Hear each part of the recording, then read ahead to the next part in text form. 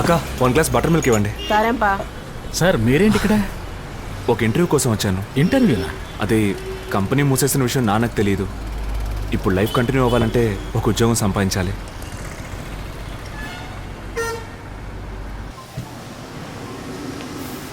నమస్తే సార్. బాబు నీ గురించి అంతా చెప్పాడు. ఇక్కడ ఖాళీగా ఉన్నది ఒక్క సేల్స్ మ్యాన్ పోస్ట్ మాత్రమే. నీ పని ఏంటంటే ఇక్కడ తయారయ్యే గార్మెంట్స్ ని బయటికి తీసుకెళ్లి ఆర్డర్ పట్టుకోవాలి. నీ విజిటింగ్ కార్డ్ లో సేల్స్ మ్యాన్ వేసుకున్నా, సూపర్వైజర్ వేసుకున్నా నాకే అభ్యంతరం లేదు. కానీ ఈ జాబ్ చాలా కాంపిటేటివ్ జాబ్. గొడ్డులాగా పని చేయాలి. తప్పకుండా సార్. రేపు పొద్దున్నే వచ్చి పనిలో జాయిన్ అయిపో. ఓకేనా? వస్తానయ్యా. బాలున్నా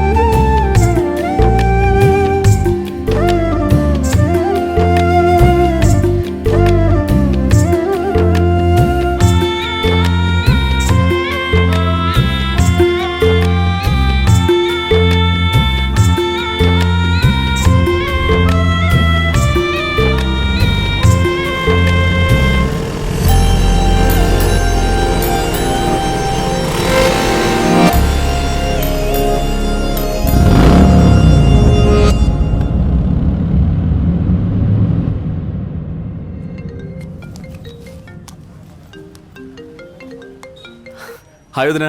కుమార్, నాన్నగారు ఎలా ఉన్నారు? గుంటూరులో నా పేరున ఫ్లాట్ ఉంది. నువ్వు నాన్న అక్కడికి వెళ్ళుంటరాదు? అదేం వదిలే వదినా. ఇక్కడుండి ఏ పని చేసినా ఎవరికి తెలియదు కదా. నీ అకౌంట్ చెక్ చేసుకో, అందులో కొంత డబ్బేశాను. అయ్యో వద్దు, బట్ కొంచెం. పరా.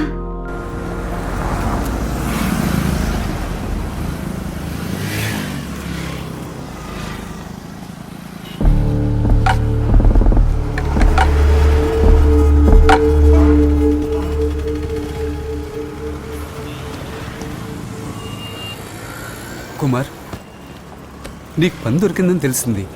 ఈ పనితోనే సమస్య తీరదు కదా. అలా అనుకునే నిన్ను నమ్మి మోసపోయాను. అది అప్పుడు. కానీ నేను ఇప్పుడు చిన్న కుటీర పరిశ్రమ మొదలుపెట్టాను. ప్రతి గ్రామానికి వెళ్ళి వాళ్ళు చేసే హ్యాండీక్రాఫ్ట్స్ కొన్ని లాభానికి అమ్ముకునే చిన్న బిజినెస్. నువ్వు కొట్టిన తర్వాత నేను పూర్తిగా మారిపోయానురా. అయితే నన్నేం చేయమంటావు? ఏమి చేయొద్దు, నా పార్ట్నర్గా ఉంటే చాలు. నాకు పార్ట్నర్షిప్ వద్దు, ఏ తొక్క వద్దు. నాకు కావాలి. దానికి నీ డబ్బు వద్దు, నీ పర్మిషన్ వద్దు. రే ముస్తఫా,